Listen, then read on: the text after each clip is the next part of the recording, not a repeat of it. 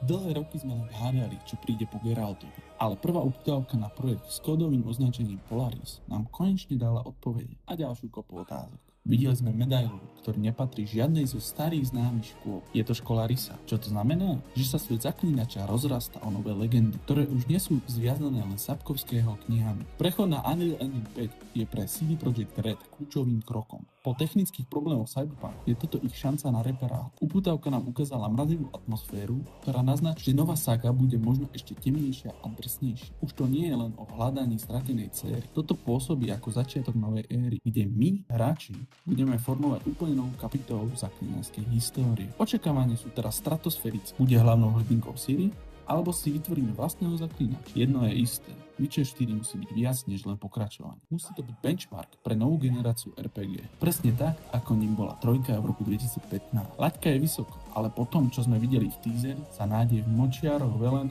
opäť prebúdil.